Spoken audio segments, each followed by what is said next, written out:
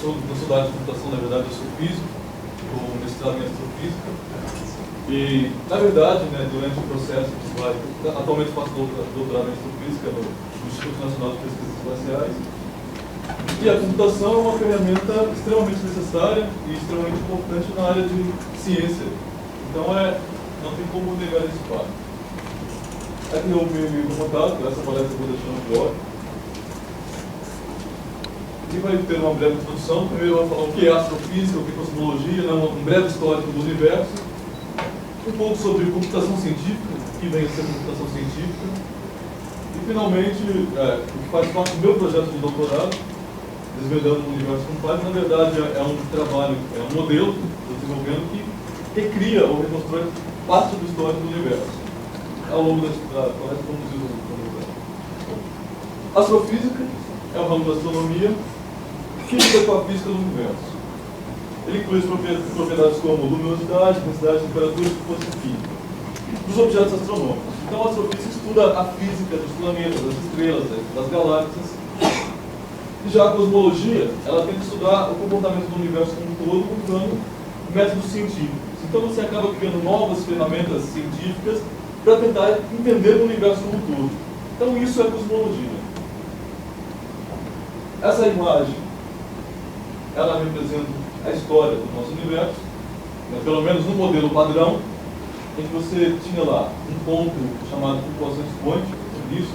É aquela história, no início não havia nada. Bom, no início havia algo. Esse algo é chamado de flutuação de point de campo. Na verdade, acontece se você tirar o espaço vazio, imagine que você conseguisse retirar toda a matéria de um dado local, de uma dada região. Ainda assim, sobra alguma coisa, que é chamada energia de vácuo por alguns. Na verdade, existem flutuações, partículas, são criadas e destruídas em tempos de espaço muito curto, um tempo muito curto. Então você consegue detectar também essa energia de vácuo. Então, não existe o vácuo total, existe algo chamado, mais fundamental, que é a energia, chamada flutuação de pontos de campo.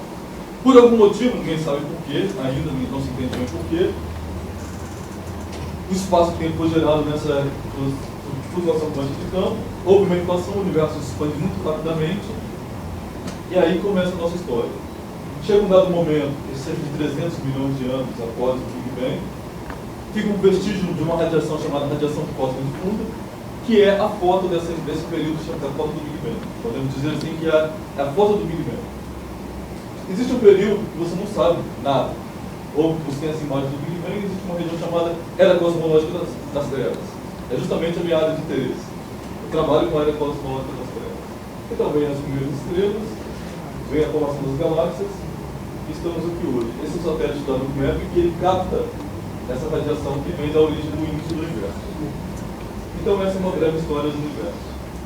O universo teria cerca de 13, 14 bilhões de anos. O mais rápido que eu já vi da história. 11 bilhões de anos e um minuto e meio. Essa é a ideia. Né? Bom. Computação científica. Afinal, do que trata a computação científica? Construção de modelos matemáticos, desenvolvimento de técnicas para soluções numéricas, analisar e resolver problemas científicos, tudo isso usando o computador.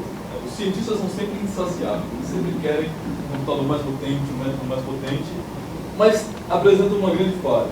De que adianta você ter um hardware, né, uma máquina super potente, se o seu método que você está usando para desenvolver, para implementar, para a sua parte de software, ainda está lá no passado, né? Você tem uma máquina hoje, super avançada, e o cara está lá usando técnicas de confiança 77 da década de 77. Tem bem mais o que dizer. Então, você precisa de algo mais. Então, a ideia, quando eu descobri Python, na verdade, até há pouco tempo atrás, eu programava em Fortran 77. Simplesmente porque você chega e seu orientador fala, sabe programar Fortran 77? Então, beleza. E acabou. Aí, meu orientador não conhece, foi conhecendo Python, no dia que eu apresentei minha proposta de doutorado, ele falou, nossa, legal. Então, é mais ou menos assim. Mas não basta. É uma coisa interessante, é a comparação de... É muito comum, né, para quem já conhece Python, então, principalmente fora, cientistas que já conhecem, falam assim, eu não uso Python, porque Python é uma linguagem interpretada e Python é mais lento. Então, eu não consigo resolver o que eu quero no tempo que eu quero. No fim das contas, o que geralmente acontece, que é o que aconteceu comigo também, é que o código escrito na linguagem de mais baixo nível, ele não era otimizado. Então, não interessa se era uma linguagem, no fim das contas, não vamos ver das coisas, não interessa se o cara está usando aquele método ou vai programar em Python. Né?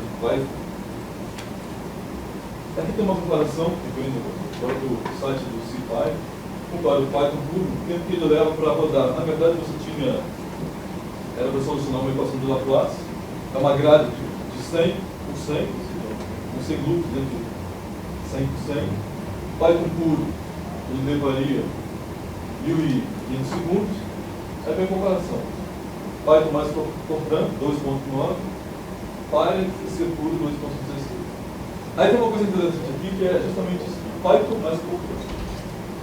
É uma alternativa para você falar para aqueles caras, olha, você não precisa abandonar tudo, ou tentar reescrever tudo que você tem em Fortran para Python. Tem uma alternativa melhor. Outra coisa interessante é que esses resultados mostram que, no caso de um bloco de código, ou seja, você tem um loop específico, você muda a linguagem. No meu caso, eu tinha um programa, na verdade eu iniciei o modelo praticamente todo em Fortran. Quando eu mudei para Python, o código foi mais rápido. Qual que é a grande questão? Eu usava programação estruturada pura. Eu passei a usar programação orientada a objeto.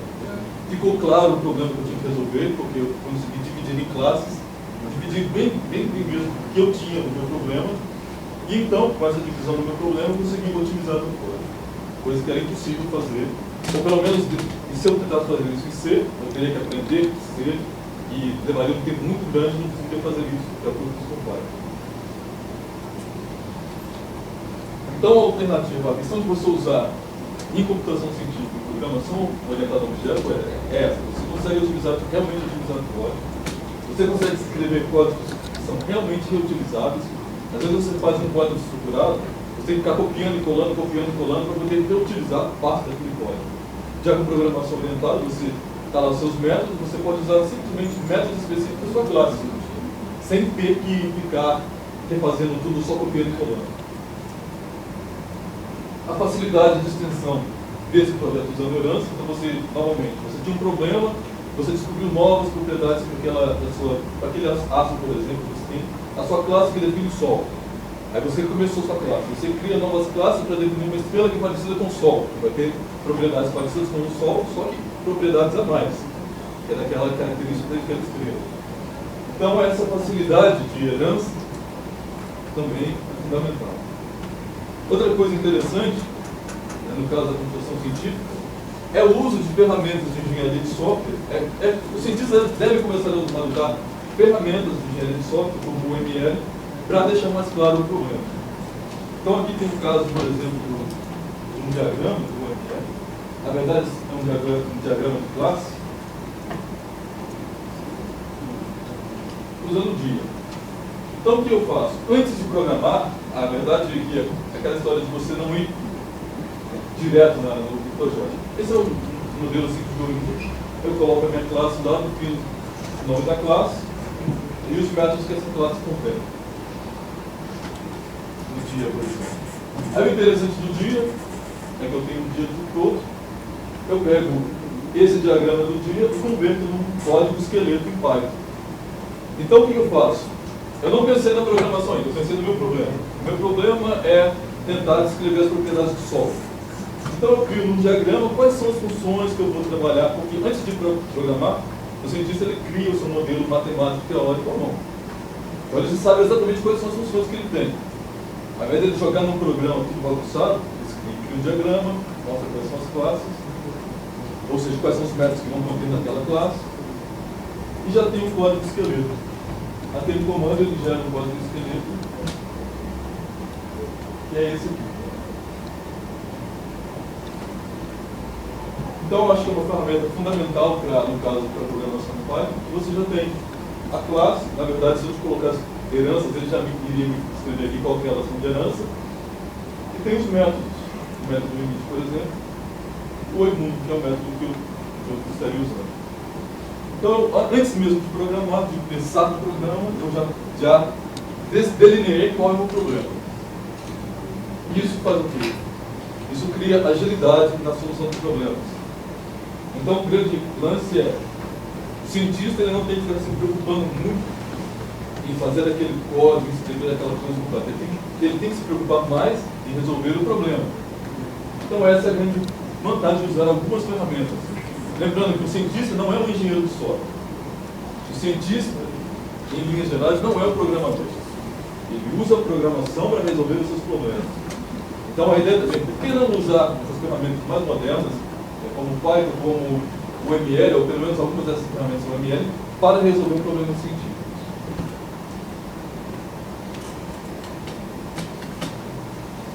Outra coisa interessante, que Python fornece uma série de bibliotecas para paralelização que são simples de usar em comparação com C ou tentativas com Fortran. E uma delas, chama BSP, ela vem com um pacote chamado Scientific Python, que ele é simples, conveniente para modelizar, conveniente modelo de paralelização de programas. Ele faz o seguinte: base de comunicação e computação se alternam e cada base envolve uma sincronização de todos os processos, fazendo um impossível surgimento de deadlocks. Então, se o cara programa em MPI e joga lá no cluster, divide o seu programa lá dentro desse cluster, pode acontecer isso por algum motivo qualquer, ele não sabe, tem um bug lá no programa dele. Na hora que ele retorna, ele distribuiu a sua tarefa. Na hora que as tarefas retornam, por algum motivo, um dado não veio completo, ou simplesmente não veio dado, uma dada máquina. Então esse é o deadlock. Você não sabe o que aconteceu. Com BSP, isso se torna possível, e até o autor, um dos autores que eu li sobre esse tema, falava o seguinte: enquanto os caras estão programando em MPI, em programa em BSP, já está escrevendo um artigo. Né? Enquanto o cara está debugando, resolvendo o seu programa, debugando, tentando achar um pouquinho onde está o deadlock, quem usa o BSP já está escrevendo um artigo. E tem uma série de pacotes que são, para mim, esses são que eu realmente mais uso, existem uma série de outros pacotes, mas esses pacotes são fundamentais, que é o CPy, um Python mais fácil. O CPy tem uma série de rotinas para resolver integrais, derivadas, equações diferenciais. O NumPy trabalha muito bem com arrays, né, com matrizes, você ganha, e uma série de outras ferramentas. O Scientific Python, ele tem uma função para vetores, para trabalhar com vetores, que eu achei simplesmente fantástica. Você quer fazer a soma de vetores, por exemplo, você trata a distância como vetor, R1 e R2 como vetores, ele faz a soma vetorial automaticamente para você. E o Matplotlib, ele serve para gerar gráficos, é simples de usar, relativamente simples de usar. Você gera gráficos de qualidade científica e você simplesmente pega aquele seu dado salvo em PDF, por exemplo, e joga lá no seu artigo. Então não tem o que dizer. Mas os caras insistem em usar o Fortran. Bom, mas nem tudo está perdido. É possível criar extensões para Python também usando o Fortran. O que acontece? Fortran significa Formula Translator. E ele ainda vive.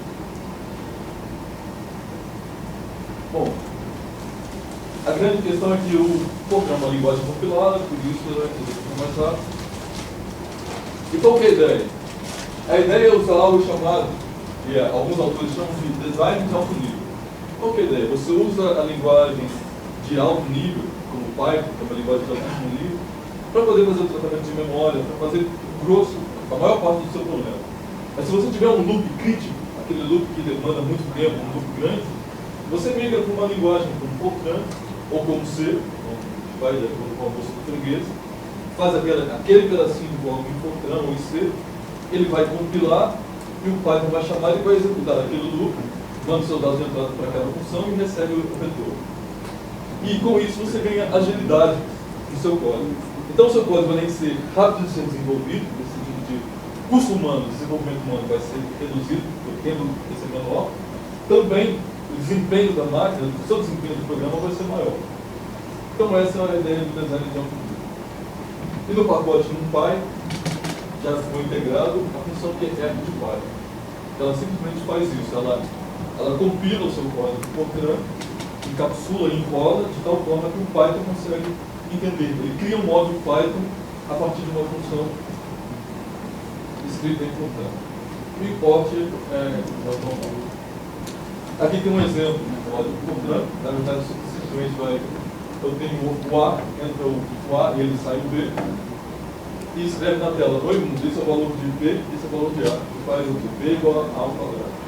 Esse comando é do F2Py para tornar o código Fortran mais Pythonic, para dizer o que é o termo de entrada e o que é o termo de saída. Esse passo, F2Py, menos C para compilar, menos M para gerar o módulo, oi mundo é o módulo que eu quero criar, e o .f é o arquivo importando. Faço import oi mundo, e aí está o resultado. Então é simples. Aí usando aquelas, como disse anteriormente, funciona da mesma forma como o mesmo processo que você cria uma extensão em Python C, esse módulo oi você também pode criar. Mas no caso lá o oi mundo.f ainda tem que existir. Ele chama de oi mundo.f. Ele cria, na verdade, uma vez, você gera uma vez esse oi mundo. Aí eu tenho um aí você tem um módulo que é Fortran. Que é compilado. A ideia é essa. Esse oi mundo, ele compilou aquele código e fez um wrapper para você poder importar aquele instrumento. Isso. Então você já não precisaria mais desse oi mundo. É claro que se você usar o sistema operacional diferente, você tem que recompilar. Essa é a grande questão. Você tem que ter na sua máquina instalado, por exemplo, o G++, você precisa do G Fortran e do G++ para poder compilar esse código. Ele faz uma conversão de C para Fortran para gerar esse oi mundo.s. Mas depois que você compilou, você só precisa desse arquivo que é o módulo Python. Bom, e agora eu vou falar do que eu desenvolvi.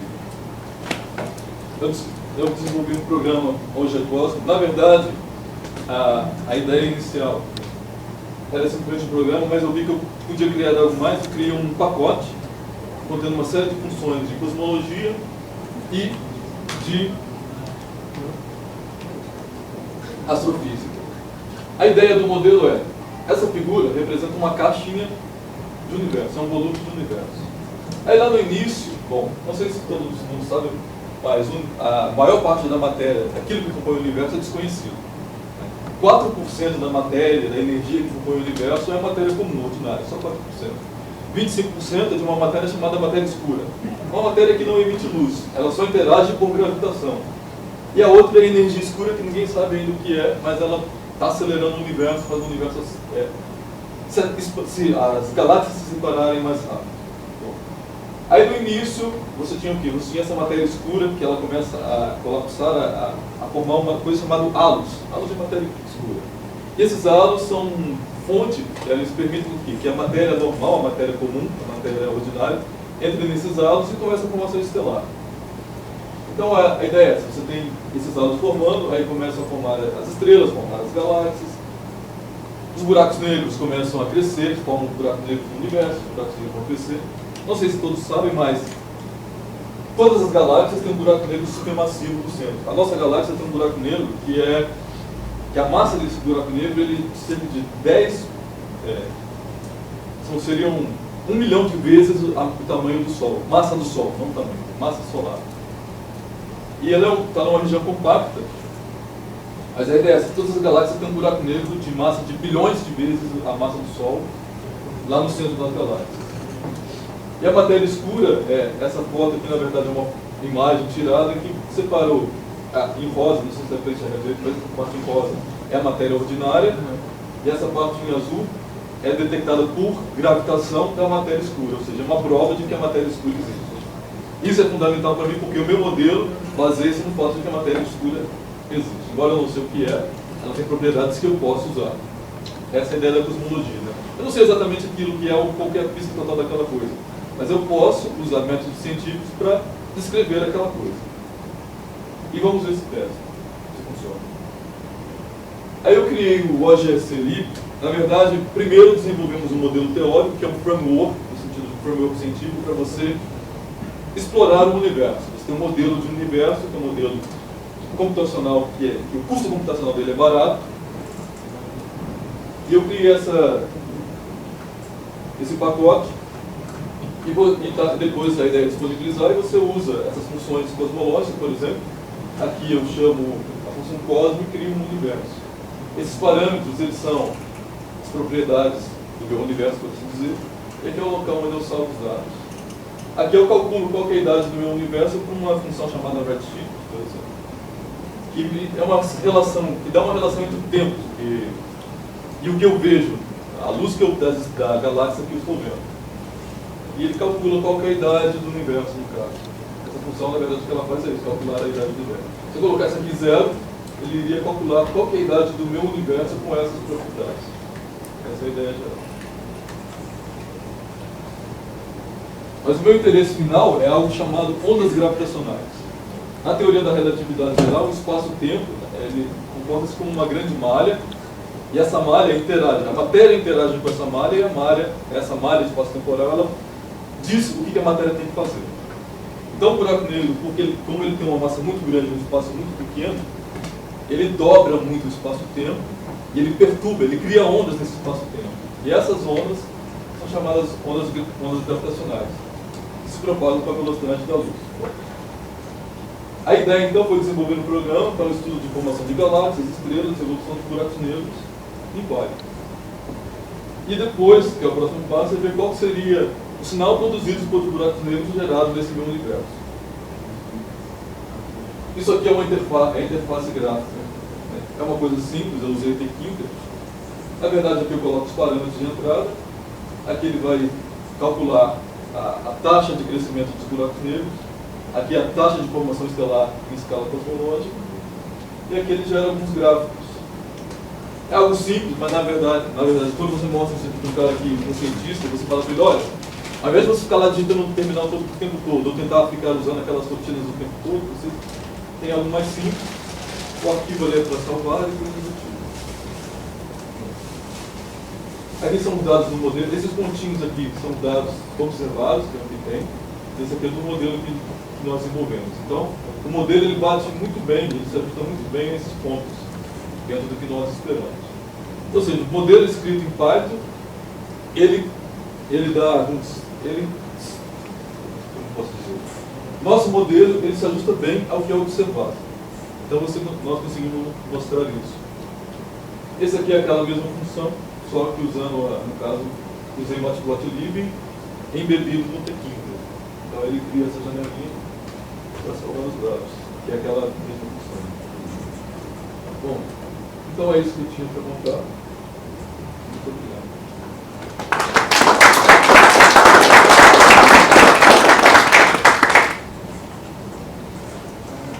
E não tem muito onde eu quero. Na verdade, eu só continuo pesquisando e fazendo coisas. Né? Eu estou trabalhando com buracos negros. Depois eu vou trabalhar com estrelas de nêutrons. Depois eu vou trabalhar com formação de sistemas binares de estrelas comuns. O processo de fusão de galáxias. Tem uma chance para viagem no tempo, não? Viagem no tempo, acho que não. Buracos de minhoca também não gosto. Buracos de minhoca talvez no futuro. É interessante, né? Você precisou de algum recurso computacional exacerbado, igual fazer uma máquina muito potente? Não. Eu rodo no netbook. Meia hora, no netbook ele leva meia hora para rodar, para gerar meu universo. No netbook. Então a ideia, na verdade, no fim das contas, era mostrar que era possível ter dados que são compatíveis com essas simulações, grandes simulações, mas que fossem de concurso computacional extremamente baixo. Mas para fazer que ele seja extremamente baixo, ele tem que ser otimizado. O modelo teórico tem que ser bem fundado, bem sólido. E o Python me permitiu recursos para poder otimizar o meu código que outra linguagem que eu conheço. E nesse mundo você já usa para parametrização? Não, ainda não, mas eu tenho pouco que eu poderia melhorar mais ainda. Eu quero falar sobre isso. Você usa MapReduce, tem umas tecnologias bastante recentes agora, que até eu bati pela Google, que teve que algumas linguagens e alguns bancos de dados agora não relacionais que usaram o MapReduce, que tem acelerado bastante. Obviamente, dessa parte do processamento de dados em paralelo, está sendo estudado. É muito interessante também dar uma olhada. Com certeza. Então ainda tem essa questão de otimizar, de fazer mais coisas. Vamos ver até onde chega. Marcelo, tá por aí? Sou eu mesmo. Beleza.